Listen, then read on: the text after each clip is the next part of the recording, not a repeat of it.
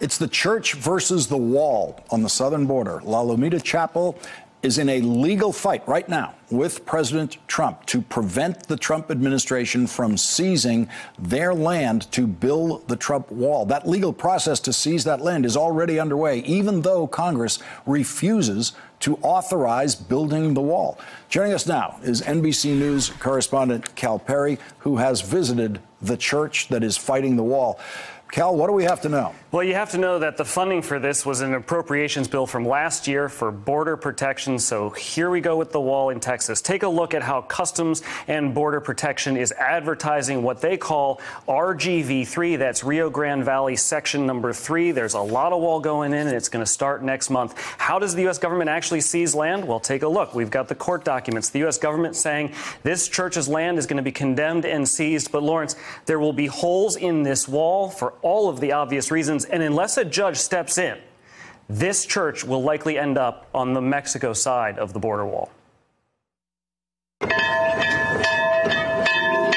Bells before dawn, praying before the light in Lomita Chapel, built in 1899. The government wants to seize this frontier land for its wall. What does it mean to be a priest at a small historic chapel along the Rio Grande River? It's sweet. It is sweet. Does it feel like a frontier? Well, it keeps us in touch with the frontier, I guess. This tiny chapel is at the heart of the Trump administration's bid to potentially seize land, securing the border in this section of Texas. Now, when you look at that map on paper, it makes sense. Put the wall along the levee, right? The problem is, once that wall is in, everything south of the wall to the river, including Lomita Chapel, becomes isolated. You must interact with migrants. You must see migrants come through here. Sure. The church, the father, the community in the middle of a national debate.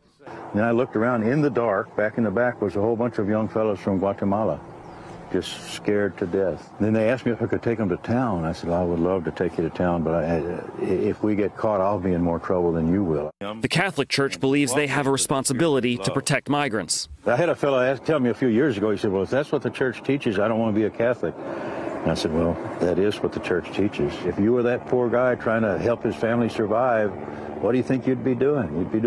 If you had the balls, you'd be doing what he's doing. With more apprehensions here in the Rio Grande Valley than anywhere else along the border, Customs and Border Protection is constantly on the lookout. Border Patrol helicopter went overhead, and that must be a unique position to be in with members of the congregation. You can imagine there are people who live in fear already of the Border Patrol.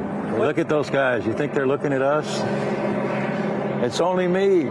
And they're right here, right behind the church. Yeah, they're everywhere. Border Patrol agents, along with local law enforcement, were here with President Trump on January the 10th. Like many of his trips to the border, it was quick. A photo op, a listening session. The sheriff of Hidalgo County had a blunt assessment of the visit. He didn't meet with me. He hasn't met with any border sheriff. And I'm talking about from San Diego to Brownsville. Like Father Roy, Sheriff Guerrera is tasked with protecting the church, a job made all the more complicated by the proposition of a wall. When they need services from law enforcement, they need services from fire department, medical emergency, it just adds more time, and that's just not fair. What do you make of the Lomita Chapel? It's very, very peaceful, and so to build a wall on that chapel, it's just not the right thing to do.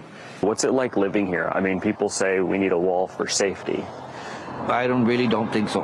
We lived here so many years, and it's nice and peaceful. You hear the president say it's unsafe without a wall. That's not true. I come here, I bring my grandchildren. You see a lot of people that come and walk their dogs. I've never had any fear that somebody's going to pop out and hurt me. Is this a safe place to live here?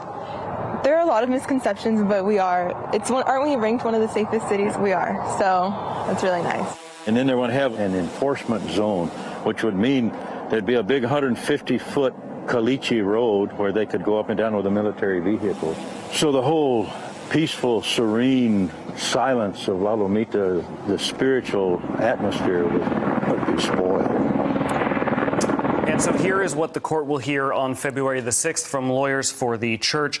Would not be minimally intrusive, but would in fact greatly intrude upon the defendant's property and First Amendment right of freedom of religion. Lawrence, I can hear it now. All those with business in front of the Supreme Court, the Honorable, the Supreme Court.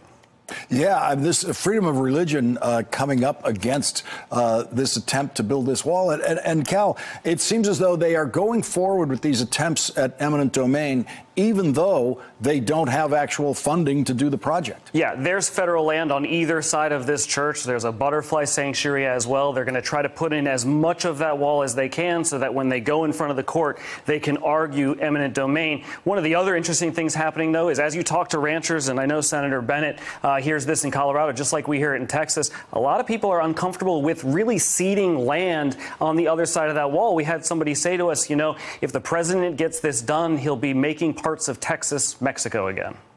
And Cal, what's the timetable on this? When are we going to find out what the court thinks? February the 6th, the court will rule on whether or not there can be a survey. That's not going to be challenged. The church actually wants that survey to happen. There are all kinds of things that could then derail the wall. We're looking at a lengthy court battle. But again, big sections of this wall in and around McAllen and places like Mission are going in next month.